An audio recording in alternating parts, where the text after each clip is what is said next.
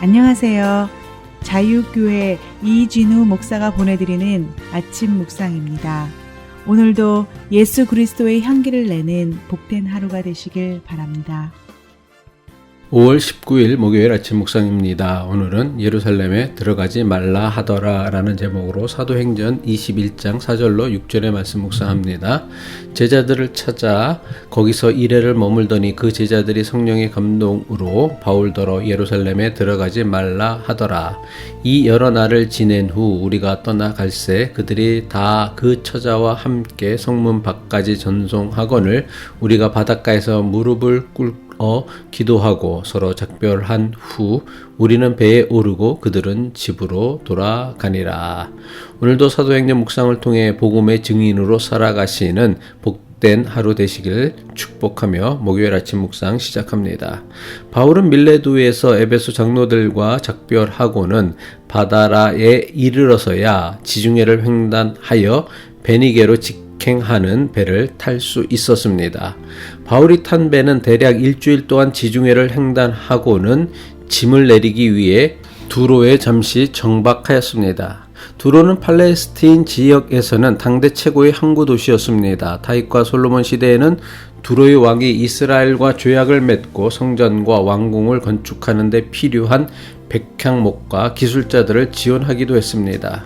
두로는 로마 제국의 식민지가 된 이후 로마 제국의 번영과 함께 이전보다 더 크게 번창했지만 동시에 타락의 도시로 전락했습니다.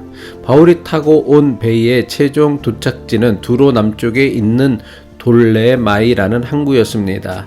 잠시 짐을 내리기 위해 두로에 정박한 배는 이래 동안 머물렀기에 바울 역시 이래 동안 두로에 머물러야 했습니다. 사도행전 21장 4절의 말씀이죠. 제자들을 찾아 거기서 이래를 머물더니 바울은 두로에 2일 동안 머무는 동안에도 그냥 편안히 쉬지 않았습니다. 바울은 두로에 사는 제자들을 찾아갔습니다. 두로에는 오래전 바울이 복음을 전하면서 그리스도인들이 생겨난 곳입니다. 바울이 1차 전도여행을 마치고 전도여행에 관한 보고를 하려고 바나바와 함께 예루살렘 초대교회로 가는 도중 베니게의 두로 지역을 지나며 두로의 이방인들에게 복음을 전했습니다. 사도행전 15장 3절이죠. 그들이 교회의 전송을 받고 베니게와 사마리아로 다니며 이방인들이 주께 돌아온 일을 말하여 형제들을 다 크게 기쁘게 하더라. 10여 년 만에 바울을 다시 만나게 된 두로의 제자들 기쁨은 이루 말할 수 없었습니다. 바울은 이전에도 복음으로 두로의 제자들을 크게 기쁘게 했던 것처럼 다시 만나서도 복음의 진리로 두로의 제자들을 기쁘게 했습니다. 두로의 제자들은 바울이 결박과 환란이 기다리고 있는 예루살렘으로 가는 것을 강력하게 말렸습니다. 사도행전 21장 4절 후반부죠. 그 제자들이 성령의 감동으로 바울더러 예루살렘에 들어가지 말라 하더라. 사도행전은 두로의 제자들이 바울을 막은 이유를 성령의 감동으로 말미암은 것이라고 기록하였습니다. 성령께서 바울에게 예루살렘에서 결박과 환란이 기다리고 있다고 계시하신 것처럼 두로의 제자들에게도 바울이 가려는 예루살렘에는 결박과 환란이 기다리고 있음을 알려주신 것입니다. 두로의 제자들은 자신들이 존경하는 바울이 결박과 환란이 기다리고 있는 예루살렘으로 가는 것을 그냥 가만히 보고만 있을 수 없었습니다. 두로의 제자들은 바울을 살리기 위해 예루살렘에 가지 말 것을 강력하게 만류한 것입니다. 여기서 우리는 성령의 감동과 관련하여 분명히 구별해야 할 매우 중요한 사실이 있습니다. 성령께서 바울에게 계시로 보여주실 때에 예루살렘에는 결박과 환란이 기다리고 있다고만 했지 예루살렘으로 가라고 하지는 않았습니다.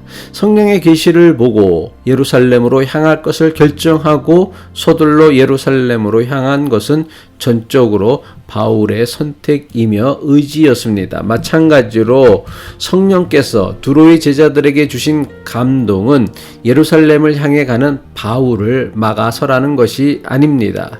성령께서 두로의 제자들에게 주신 감동은 바울이 예루살렘에서 받을 결박과 환란에 대한 계시를 본 것입니다. 예루살렘에서 겪을 바울의 결박과 환란에 대한 계시를 본 두로의 제자들은 예루살렘에 가려는 바울을 강력하게 만류한 것입니다.